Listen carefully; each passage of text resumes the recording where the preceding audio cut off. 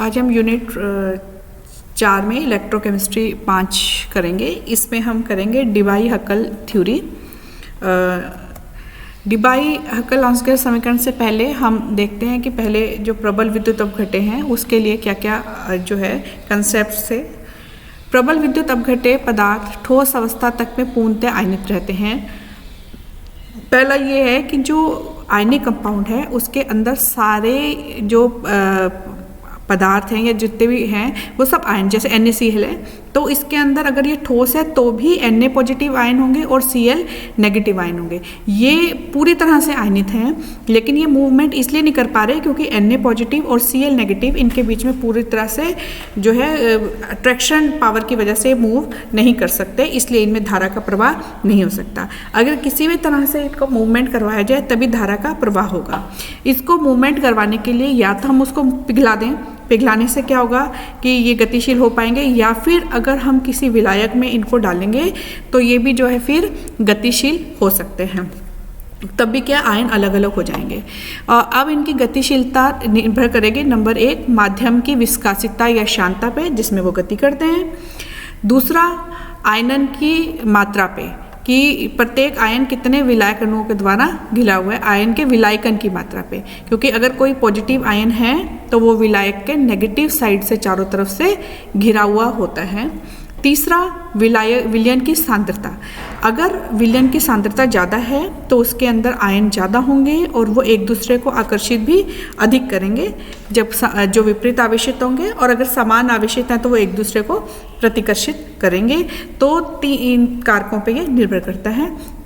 तीसरा है कि प्रबल विद्युत अपघट्यों के लिए λ/λ0 का अनुपात उसके आयनन की मात्रा को नहीं बल्कि चालकता के अनुपात को प्रदर्शित करता है, क्योंकि ये कहा गया है कि जो प्रबल विद्युत अपघट्य हैं वो तो वैसे ही पूर्णतः आयनित रहते हैं चाहे वो ठोस हो किसी भी हालत में, तो इसलिए ये इनके आयनन की मात्रा का अनुपात नहीं है बल्कि इसकी चालकता का अनुपात है।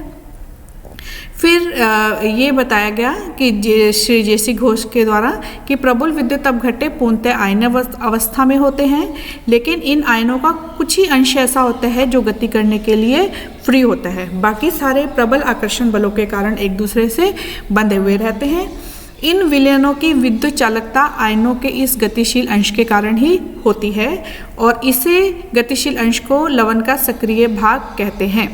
यानी जो या तो जैसे मोल्टन स्टेट में कुछ आयन जो फ्री होंगे एक दूसरे के अट्रैक्शन से, या फिर जब हम उन्हें घोलते हैं तो जो आयन फ्री होते हैं, ये केवल वही अंश जो होता है जो गतिशील होता है वो सक्रिय जो वो उसके कारण ही पदार्थ की विद्युत चालकता होगी, क्योंकि वही जो आयनों का पार्ट है वो मूवमेंट करेगा। तो उन्होंने इस गतिशील अंश को लवण का सक्रिय भाग बताया और इसका परिकलन केवल चालकता प्रयोगों से किया गया, द्रव्यमान के नियम से नहीं, और इसका सूत्र है K = √V log A। इसके बाद है प्रबल विद्युत अपघट्यों का डिबाई-हक्कल सिद्धांत। डिबाई व हक्कल ने विद्युत अपघट्यों के संबंध में अपना सिद्धांत दिया। उन्होंने कहा कि जो विद्युत अपघट्य हैं, जो कि हमने पिछले अभी पॉइंट्स में पढ़ा था कि अगर ठोस अवस्था है तो भी उसमें पूरी तरह से आयनित ही होंगे और किसी भी सांद्रता से पूर्ण रूप से आयनित अवस्था में होंगे, और सांद्रता के किसी भी मान में विद्युत अपघट्य की आयनन की मात्रा अल्फा का मान इकाई होना चाहिए, क्योंकि वो तो पहले ही आयन के फॉर्म में ही है, तो हम ये नहीं कह सकते कि वो आयनित हो रहे हैं, इसलिए अल्फा का मान जो है वो 1 ही होना चाहिए। तो यहाँ पे λm और λ0 के मान समान होने चाहिए, इसलिए प्रबल विद्युत अपघट्यों की चालकता के मान में सांद्रता का प्रभाव नहीं पड़ना चाहिए। लेकिन हमने जो एक्सपेरिमेंट देखे हैं उसमें देखा है कि प्रबल विद्युत अपघट्य के विलयनों की चालकता पर भी तनुता का प्रभाव पड़ता है और तनुता के बढ़ने से चालकता के मान में वृद्धि होती है। लेकिन तनुता क्या है, उनका आयनन नहीं करती है। तनुता एक्चुअली क्या होता है कि इसमें 2 पॉइंट होते हैं जब हम किसी चीज़ को तनु करते हैं। यहाँ पर जो हमने पॉइंट नोट किया है वो ये किया है कि जो पिछले सिद्धांत थे वो ये कहते थे कि जब हम किसी भी विद्युत अपघट्य में पानी मिलाते हैं तो उसमें आयनन की मात्रा बढ़ जाती है, लेकिन वास्तव में हमने ये पढ़ा है अभी ये जो इन पॉइंट से देखा है कि जो आयन है वो तो अगर ठोस है तो भी वो आयन ही है प्रबल के अंदर। तो अगर वो NaCl है, अगर वो ठोस है तो भी उसमें Na पॉजिटिव अलग है, Cl नेगेटिव है अलग है। अगर हमने उसका विलयन बना दिया है तो भी उसमें Na पॉजिटिव है और Cl नेगेटिव है, इसलिए आयनन तो नहीं फर्क पड़ता है प्रबल विद्युत अपघट्य में। तो होता क्या है कि जब हम किसी भी उस विद्युत अवघट्टे के अंदर विलायक मिलाते हैं तो उसमें आयनीकरण में वृद्धि नहीं होती। आयन तो है ही, होता क्या है कि वो दोनों जो आयन हैं वो अलग अलग हो जाते हैं, क्योंकि इन आयनों के बीच में क्या है, कुलामिक फोर्सेस होती हैं, अट्रैक्शन फोर्सेस होती हैं। जब हम उसके अंदर कोई विलायक मिलाते हैं तो वो अट्रैक्शन फोर्सेस का मान अलग अलग हो जाता है। तो ये जो पॉजिटिव आयन और नेगेटिव आयन है वो उन दोनों के बीच में जब आकर्षण कम होता है तो ये आयन मूव कर पाते हैं। आयनित तो पहले से ही रहते हैं। तो यदि विलयन की सांद्रता अधिक हो तो विलायक के डाइलेक्ट्रिक स्थिरांक का मान कम हो, तो ऐसी स्थिति में विपरीत आवेशित आयन एक दूसरे से आकर्षित होकर आयनिक युग्म बना लेते हैं। किसी भी अगर विलायक पोलर है तो उसका डाइलेक्ट्रिक कांस्टेंट ज़्यादा होगा, अगर वो पोलर कम है तो उसका डाइलेक्ट्रिक कांस्टेंट कम होगा। तो अगर कोई भी विलायक पोलर है तो वो क्या करता है कि दोनों आयन पॉजिटिव नेगेटिव के बीच में अट्रैक्शन को कम कर देता है। तो अगर उसका डाइलेक्ट्रिक स्ट्रेंथ कम है तो वो पॉजिटिव और नेगेटिव बीच में आयनों को जो है उसमें अट्रैक्शन को कम नहीं कर पाता है, जिससे वो आयनिक युग्म बना लेते हैं। और विपरीत आवेशित आयनों के मध्य यह आकर्षण बल अंतरायनिक बल कहलाता है। विलयन के सांद्र होने की स्थिति में विपरीत आवेशित आयनों के बीच की दूरी कम होती है, अतः आंतरिक बल में भी वृद्धि हो जाती है, जिससे विलयन की चालकता में कमी होगी। अगर सांद्र है तो डेफिनेटली नेगेटिव और जो पॉजिटिव आयन है वो ज़्यादा पास रहेंगे, तो वो एक दूसरे के अट्रैक्शन से फ्री होकर मूवमेंट कम कर पाएंगे। वो एक दूसरे को अट्रैक्ट करेंगे, मूवमेंट कम होगा तो उसकी चालकता भी कम होगी। फिर है डिबाई हक्कल ऑन्सगियर समीकरण। अंतरा आयनिक प्रभावों के परिणाम को परिकलित करने के लिए डिबाई हक्कल ने आयनिक परिपंडल की अवधारणा दी। इस अवधारणा से उत्पन्न असम्मित प्रभाव तथा इलेक्ट्रोफोरेटिक प्रभावों का समावेश करके ऑन्सगियर ने प्रबल विद्युत अपघट्यों की चालकता के संबंध में एक समीकरण दी, जिसको डिबाई हक्कल ऑन्सगियर समीकरण कहा जाता है। इसमें हम देखें, पहले हम इस डायग्राम से देखते हैं कि अगर कोई भी विद्युत अपघट्य है तो उसमें हम पॉजिटिव और नेगेटिव दोनों ही आयन होंगे। पहले हम पॉजिटिव आयन की बात करते हैं। तो ये जो है पॉजिटिव आयन है। अब इस पॉजिटिव आयन को क्योंकि हमने ये पढ़ा हुआ है पहले भी इनऑर्गेनिक केमिस्ट्री में कि कोई भी जो विद्युत अपघट्य है वो केवल पोलर सॉल्वेंट्स में ही सोल्यूबल होता है। पोलर सॉल्वेंट जैसे पानी, दूसरी चीज़, अगर विद्युत अपघट्य को आप नॉन पोलर जैसे बेंजीन या पेट्रोलियम किसी चीज़ में घोलना चाहोगे तो वो उसमें नहीं घुलेगा, केवल पोलर सॉल्वेंट में घुलेगा। पोलर यानी जिसमें पॉजिटिव और नेगेटिव आयंस अलग अलग रहते हैं। जैसे वाटर है, वाटर को हम इस तरह से शो करते हैं, उसका एक हिस्सा ऑक्सीजन वाला हिस्सा नेगेटिव होता है और हाइड्रोजन वाला हिस्सा कैसा रहता है, पॉजिटिव। तो अगर हम एक विद्युत अपघट्य लेते हैं तो जैसे अगर उसके अंदर हम पॉजिटिव आयन की बात करें तो उसको जो विलायक है उसका नेगेटिव वाला हिस्सा क्या होगा, चारों तरफ से घेर लेगा। अगर विद्युत क्षेत्र नहीं है तो ये एक पूर्ण तरह से सममित जो है गोला बन जाएगा। तो ये जो पॉजिटिव आयन है इसको चारों तरफ से विलायक के जो नेगेटिव पार्ट है इसने घेर रखा है। इसी तरह से अगर कोई जो उसका नेगेटिव पार्ट होगा उसको विलायक का पॉजिटिव जो हिस्सा है वो चारों तरफ से घेर लेता है। इसको हम कहते हैं सममिति जो है प्रभाव जो है इसका। जब हम विद्युत क्षेत्र को लगाते हैं, एक तरफ एनोड लगाएंगे एक तरफ कैथोड लगाएंगे, तो जो पॉजिटिव आयन है वो क्या करेगा, कैथोड की तरफ मूवमेंट करेगा, तो और जो नेगेटिव हिस्सा है विलायक का वो एनोड की तरफ मूवमेंट करेगा। तो इस कंडीशन में ये जो इसके चारों तरफ का जो क्लाउड है ये कैसा हो जाएगा, असममित हो जाएगा। ये पॉजिटिव चार्ज इधर जा रहा है और इसका जो नेगेटिव क्लाउड है वो इस तरफ जा रहा है, लेकिन ये इसने पूरी तरह से छोड़ा नहीं है इसको, पर लेकिन इस दोनों पे विपरीत दिशा में बल लगने से ये अपोजिट डायरेक्शन में इस तरह से मूव कर रहे हैं। तो विलयन में दो प्रकार के विपरीत प्रभाव कार्य करते हैं। एक तो कुलाम्बिक परस्पर क्रिया जो कि आयनों की व्यवस्था में लाने का प्रयास करती है, पॉजिटिव नेगेटिव चार्ज, और दूसरा जो आयन है उनके बीच में जब हम थोड़े हीट होता है देते हैं, ऊर्जा मिलती है उसको, तो वो उसमें टक्करें होती हैं जो कि आयनिक व्यवस्था से दूर ले जाने का प्रयास करती हैं। तो इस प्रकार के दो विपरीत प्रभावों के कारण विलयन में आयनों की व्यवस्था इस प्रकार से हो सकती है कि एक धनायन कई ऋणायन से घिर जाता है और एक ऋणायन कई धनायनों से घिर जाता है। इस प्रकार आयन के चारों ओर विपरीत आवेशित आयनों का एक परिमंडल बनता है जिसको हम कहते हैं आयनिक परिमंडल। अब विलयन पे विद्युत विभव को लगाया जाए तो आयन इलेक्ट्रोड की ओर गमन करेंगे, जैसे हमने अभी देखा। तो जब आयनिक परमाणु को आयनों के अंदर जब मूवमेंट करेंगे, यहाँ पे मूवमेंट करेंगे तो हमने देखा ये असिमेट्रिकल हो गया। तो लेकिन इसको वापस जो है वो परिमंडल क्या करता है, वापस इसको सिमेट्रिकल करने की कोशिश करता है। तो इसको कुछ समय लगता है इसको पूर्णतः समायोजित होने में। इस समय को हम कहते हैं विश्रांति काल।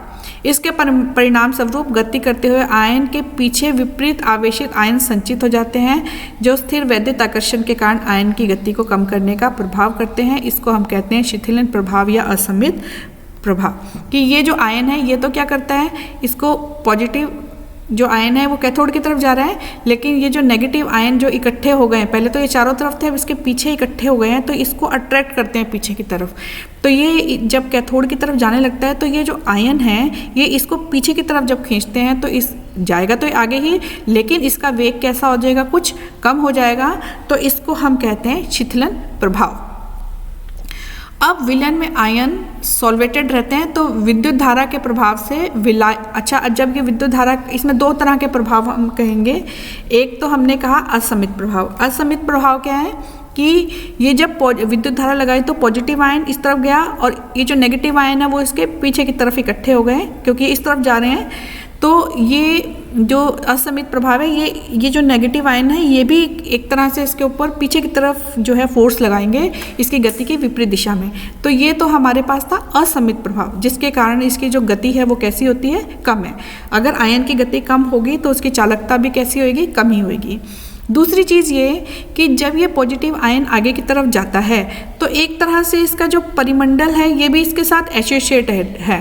तो ये भी एक तरह से इसके, क्योंकि आप यूँ समझ लो कि ये जो है पॉजिटिव आयन इससे किसी तरह से बंधे हुए हैं ये आयन अट्रैक्शन से। तो जब ये जा रहा है तो ये इसके आकर्षण से पूरी तरह से छूटा नहीं है, ये आयन भी थोड़ा सा इसकी वजह से क्या करते हैं, मूव करते हैं। तो ये जो पॉजिटिव आयन है ये जो है इनके साथ जब मूव करेगा तो एक तरह से इसकी धारा में अवरोध का सामना करना पड़ रहा है इसे। तो इसे हम कहते हैं इलेक्ट्रोफोरेटिक प्रभाव, कि किसी आयन के इलेक्ट्रोड के जाने से विपरीत आवेशित आयनों के आकर्षण के कारण विपरीत दिशा में आ रही विलायक की धारा के विरुद्ध भी गमन करना पड़ता है, जिससे विपरीत दिशा में आ रही विलायक की धारा के विरुद्ध गमन करना ही इलेक्ट्रोफोरेटिक प्रभाव कहलाता है। यदि विलयन की सांद्र हो तो दोनों प्रभाव ज़्यादा हो जाएंगे। अगर विलयन सांद्र है तो ये जो है नेगेटिव आयन जो इसको ज़्यादा घेरेंगे, अब ज़्यादा पास होंगे, तो डेफिनेटली उसकी चालकता और कम हो जाएगी। जब हम इसके अंदर तनुता बढ़ाएंगे तो ये दोनों प्रभाव कैसे हो जाते हैं, कम हो जाते हैं, इनके बीच की दूरी कैसी है, बढ़ जाती है। तो इससे क्या है कि ये प्रभाव कम होने से इसकी चालकता बढ़ जाती है। तो आयनिक विलयनों के डिबाई-हक्कल सिद्धांत के अनुसार प्रत्येक आयन का एक आयनिक परिमंडल है, सममित, जो हमने पहले देखा। विद्युत क्षेत्र की अनुपस्थिति में हम इसे गोले के रूप में कल्पना कर सकते हैं और इसकी त्रिज्या होगी R = 1/काई, इसे डिबाई लेंथ कहते हैं। यह परिमंडल आयन के चारों तरफ सममित रूप से है, अतः विलयन पर लगने वाले आकर्षण बल का कुल प्रभाव शून्य हो जाता है। ये जैसे ये नेगेटिव आयन है, इस तरफ फोर्स लगा रहा है, ये नेगेटिव आयन इस तरफ फोर्स लगा रहा है, तो ये फोर्स और ये फोर्स क्या होगी, कैंसिल हो जाएगी। इसी तरह से ऊपर वाला नेगेटिव आयन ऊपर की तरफ फोर्स लगा रहा है, नीचे वाला आयन इस तरफ फोर्स लगा रहा है, तो ये दोनों फोर्स भी आपस में क्या होगी, कैंसिल। तो हम कुल जो है इसके अंदर कह सकते हैं कि इसका जो प्रभाव है टोटल शून्य हो जाता है। और जब हम विद्युत क्षेत्र लगाते हैं तो दोनों आयन विपरीत दिशा में गमन करते हैं, तो इसके कारण जो है विपरीत आवेशित परिमंडल को सम्मित होने के लिए समय नहीं मिलता और वो पीछे छूट जाता है। तो किसी आयन पर आयनिक परिमंडल का प्रभाव निम्न स्थितियों में कम पड़ेगा यदि 1/काई का मान कम हो, क्योंकि उस स्थिति में आयनिक परिमंडल विपरीत आवेशित आयन से काफ़ी दूरी पर होता है। तो और विलायक का डाइलेक्ट्रिक यानी कि यहाँ पे जो है हम कहेंगे कंसंट्रेशन, अगर उसकी कंसंट्रेशन कम है तो दोनों जो विपरीत आवेशित आयन है अलग अलग दूर दूर होंगे, तो एक दूसरे का प्रभाव कम पड़ेगा। डाइलेक्ट्रिक स्थिरांक, अगर विलायक का डाइलेक्ट्रिक स्थिरांक ज़्यादा है तो आयनों के मध्य बल काफ़ी सीमा तक संतुलित हो जाएगा, क्योंकि डाइलेक्ट्रिक स्थिरांक ज़्यादा होने पर जो आयन है उनके बीच में आकर्षण बल कम होता है। तीसरा, यदि KT यानी कि थर्मल एनर्जी का मान ज़्यादा है तो भी जो है आयनिक परिमंडल पे प्रभाव पड़ेगा, क्योंकि जब टेम्परेचर बढ़ता है तो इनका मूवमेंट जो है ऐसे बढ़ता है, तो ये बहुत ज़्यादा जो है सम्मित नहीं रह पाते और एक दूसरे के आकर्षण बल जो है उनमें कम हो जाते हैं। तो आयनिक चालकता को प्रभावित करने वाला पहला कारक है असमित प्रभाव, कि असमित प्रभाव को जो है वो हम उसके कारण जो है मोलर चालकता जो है उसकी जो कमी है वो समानुपाती होगी बी लैम्डा इनफाइनाइट सी हाफ, और यहाँ पे जो बी है एक स्थिरांक है, यहाँ पे ये विलायक का डाइलेक्ट्रिक स्थिरांक है। दूसरा प्रभाव हमने इलेक्ट्रोफोरेटिक प्रभाव देखा था कि जब भी कोई मूव करता है आयन तो वो अपने साथ साथ जो पीछे योजित विलायक के अणु हैं उनको भी आगे खींचते हैं। तो इस तरह से जो है वियोजिक जो आयन है वो तो जा रहे हैं पीछे की तरफ, और जो पॉजिटिव आयन है वो आगे की तरफ जा रहा है, लेकिन इनमें एक तरह से बंधे होने की वजह से थोड़ा थोड़ा ये भी इसको अपनी तरफ खींचता है। तो इसलिए ये रुकावट या बाधा जो होती है गाढ़े द्रवों में जो है कम होती जाती। गाढ़े द्रवों में आयनन तथा आयनिक परिमंडल दोनों की गति मंद गति से करते हैं। तो यहाँ पर इसका जो प्रभाव है, रुकावट का प्रभाव है, वो होता है AC हाफ के द्वारा प्रदर्शित किया जाता है, और ये A जो है इसकी वैल्यू होती है 8.249 × 10⁻⁴। यहाँ पर ये ईटा जो है शांता गुणांक है और जो T है वो टेम्परेचर है। तो किसी एक संयोजी यानी जिसमें +1 होता है चार्ज, तो असमित प्रभाव और अगर हम फोरेटिक दोनों का इक्वेशन वो मर्ज कर दें तो हमारे पास ये इक्वेशन प्राप्त होती है। ये भी एक स्थिरांक है A और इस स्थिरांक को हम लिख सकते हैं B। तो यहाँ मैं आप आ गया lambda = lambda infinite minus A + B lambda infinite √C, और अगर हम यहाँ से जो है लैम्डा इनफाइनाइट और माइनस लैम्डा करें तो ये इक्वेशन हमारे पास आ जाती है। ये अलग अलग स्थिरांकों के लिए A और B के मान दे रखे हैं।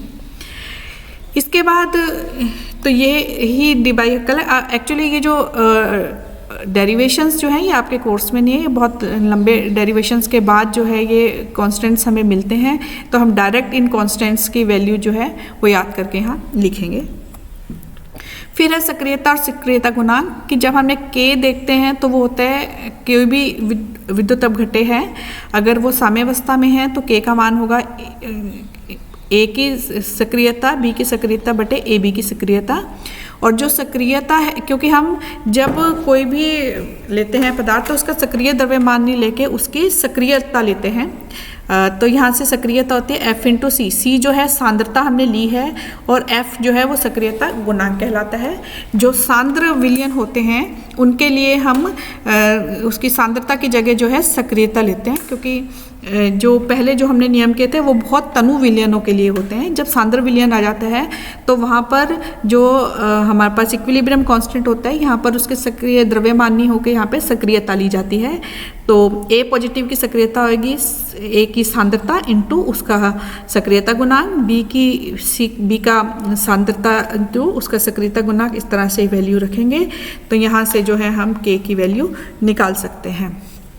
और इसी तरह से अगर मोललता है तो फिर A हो जाएगा मोललता इंटू गामा, ये सक्रियता गुणांक है और यहाँ पे मोललता है। तो ज़्यादातर जो है विद्युत रासायनिक प्रयोगों के अंदर हम मोललता यूज़ करते हैं क्योंकि उसके ऊपर ताप का प्रभाव नहीं पड़ता है मोललता का। तो यहाँ से हम सांद्रता या इसकी मोलरता की जगह मोललता की वैल्यू रखेंगे तो इस तरह से जो है यहाँ पर निकाल सकते हैं, और सक्रियता गुणांक यहाँ पर गामा है।